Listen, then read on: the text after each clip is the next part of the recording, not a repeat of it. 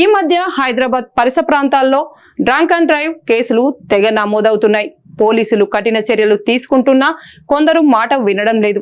లైసెన్సులు రద్దు చేసిన దారిలోకి రావడం లేదు. దీంతో ఇంకాస్త కఠిన చర్యలు తీసుకోవాలని ప్రజల నుంచి డిమాండ్ వస్తుంది. సైబర్ ట్రాఫిక్ పోలీసులు డ్రంక్ అండ్ డ్రైవ్ లకు చెక్ పెట్టేందుకు ప్రతి వారాంతంలో ఉధృతంగా డ్రంక్ అండ్ డ్రైవ్ తనిఖీలు నిర్వహిస్తున్నారు. మద్యం తాగి దొరికితే కౌన్సిలింగ్ ఇవ్వడంతో పాటు కోర్టులో ఫైన్లు వేస్తున్నారు. అదే పనిగా తాగి దొరికిన వారిని జైలుకు కూడా పంపుతున్నారు.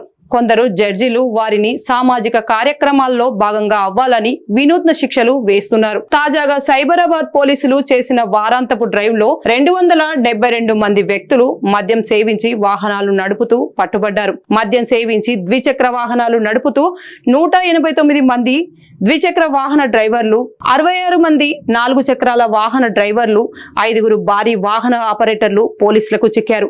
మియాపూర్లో అత్యధికంగా 50 కేసులు నమోదయ్యాయి. శంషాబాద్ లో 2వ స్థానంలో ఉంది. అక్కడ 43 మంది తాగి నడుపుతూ పోలీసులకు చిక్కారు. షాద్నగర్, చేవెళ్లలో 32 కేసులు చొప్పున నమోదయ్యాయి.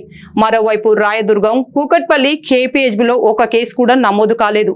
మాదాపూర్ లో మద్యం తాగి వాహనం నడుపుతూ ఒకరు పట్టుబడ్డారు. మద్యం సేవించి వాహనాలు నడిపి ప్రాణాంతక ప్రమాదాలకు కారణమైన వారిపై భారతీయ న్యాయ సంహిత 2023లో సెక్షన్ 105 కింద అభియోగాలు మోపనున్నట్లు సైబరాబాద్ ట్రాఫిక్ పోలీసులు హెచ్చరించారు. ఈ చట్టం ప్రకారం నేరం రుజువైతే గరిష్టంగా 10 సంవత్సరాలు జైలు శిక్ష లేదా జరిమానా విధిస్తారు. ఆంధ్రప్రదేశ్, తెలంగాణ ఒక్కటి గుర్తుపెట్టుకోండి, అస్సలు మద్యం తాగడమే కాకుండా వాహనం సైతం డ్రైవ్ చేస్తే మీతో పాటు ఎదుటి వారికి కూడా